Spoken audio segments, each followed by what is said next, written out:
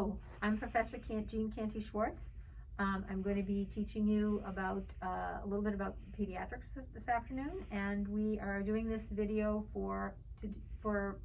it is the lab that we normally, in the pediatric lab, we normally would have had you come and do a simulation with this baby, and all of you have been around and listening to the heart and lung sounds, which you are actually going to do with Marion. When she has you in for your med-surg labs, you are actually going to take a little moment to spend some time on the pediatric infant and practice doing vital signs on them. Okay, so I am going in to see 2-month-old baby named Jackson.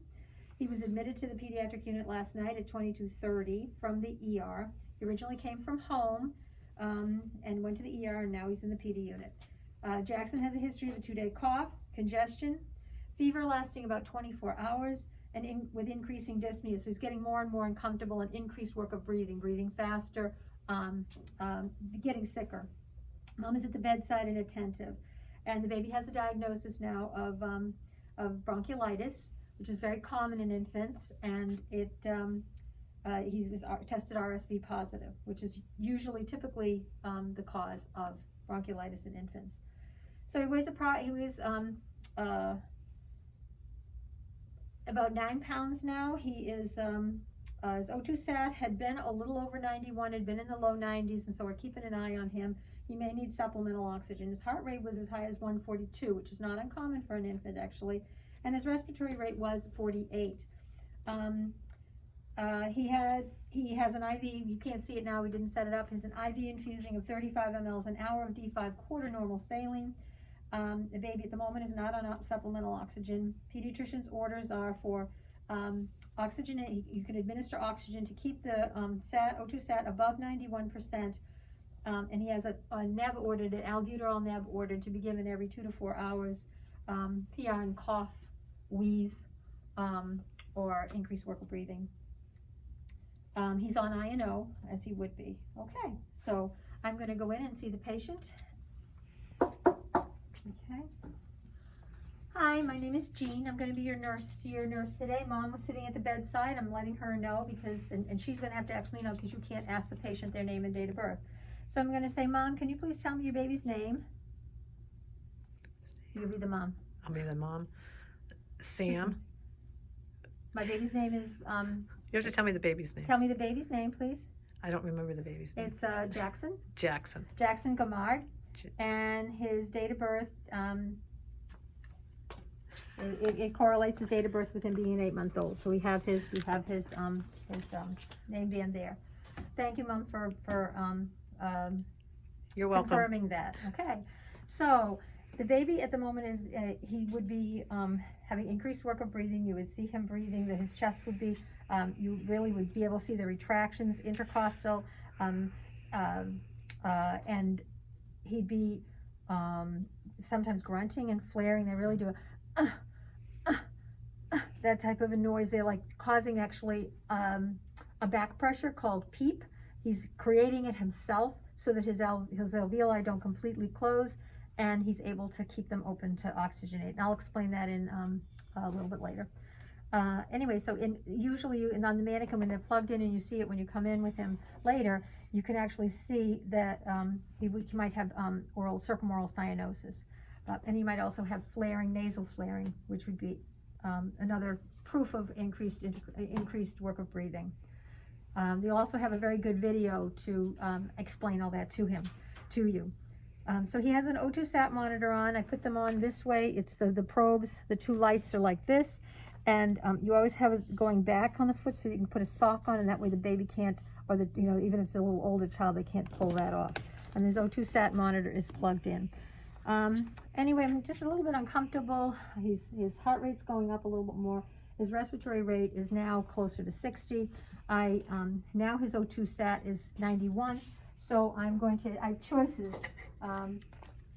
So I have an infant ambu bag if I needed to bag him for any reason if he did stop breathing. This would be a good way. Usually you don't have the nebulizer, but you'd have a corrugated tubing, and that's how we usually administer oxygen to children. Because if you try to put a mask on a child or you try to put nasal cannula on them, they're going to fight it usually. This is a much better nasal cannula. Give a neb to, because it breaks it up into finer points, and you just turn it if you want it to go one way or the other. So, but right now I'm going to get, I'm going to put a nasal cannula on him because I can't hold the O2 in place, which you would need to do. So I'm going to plug it into the oxygen. I'm going to turn the oxygen on. I want to give him, we're going to try 2 liters. The ball is in the middle. The line is in the middle of the ball. Don't anyone ever tell you that it's supposed to be at the top of the line, the top of the ball at the line. It's always supposed to be the middle.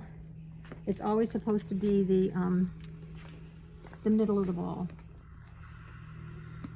You ask any respiratory therapist and they'll tell you that. Okay, so I'm getting it behind his ears. He's got his nasal cannula on. He had a little bit more increased work of breathing.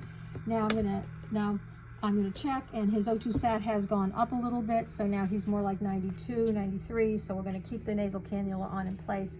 But because he's grunting, retracting, nasal flaring, and increased work of breathing, increased respiratory rate, I am going to go ahead and follow his doctor's order for nebulizer treatment, albuterol, PRN, and we're going to give him albuterol sulfate, 0.083%, 2.5 milligrams per 3 mLs for inhalation only.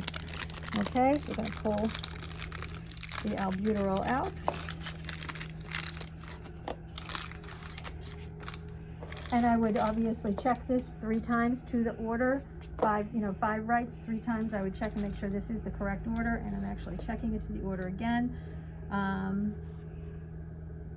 Okay, so now I'm going to take it, and the quickest way, people,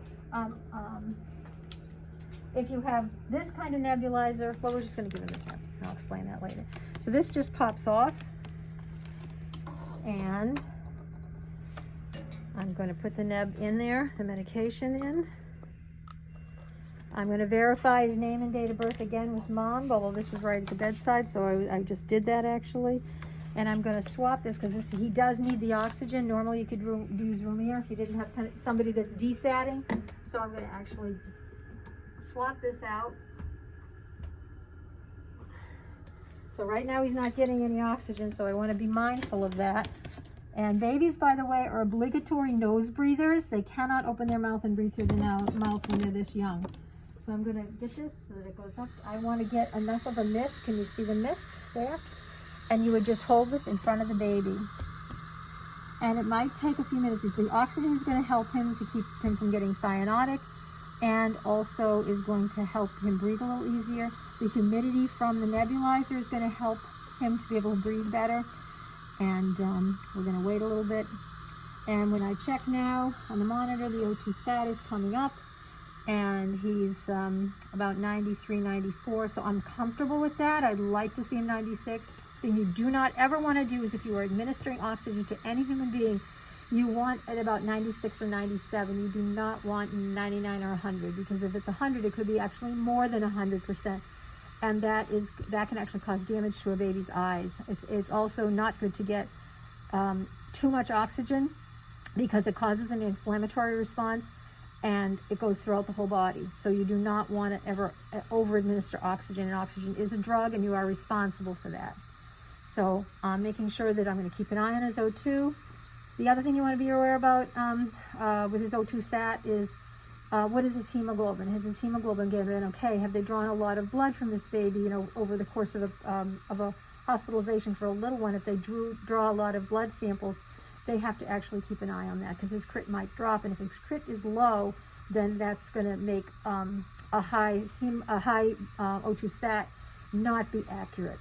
So now what would happen is I would also be listening to his lungs with the infant, with the pediatric stethoscope, listening to his lungs, his heart sound, keep checking them. He would be on a monitor as well. The O2 sat monitor will actually show me his heart rate and his O2 sat, and that's what they put the children typically on when they're in the hospital with a respiratory illness. That way an alarm would go off if their heart rate and if their heart rate went too high, or it went too low, or the O2 sat went too low. So you want to be mindful of that. I have this tube here just in case I have to clean out the nares. so that if he has any secretions or if he vomited, I could clean out his throat. There is a really cool thing called little suckers, actually, and it's something you put onto suction and you can suck out a baby's nose, and it's not traumatic. Okay, so I think we've saved this baby's life. He's doing fine. His O2 sat is coming up. He's actually not grunting anymore and flaring, and he seems a little bit more comfortable, and when I listen to his lungs, they're going to be moving more air. Thank you.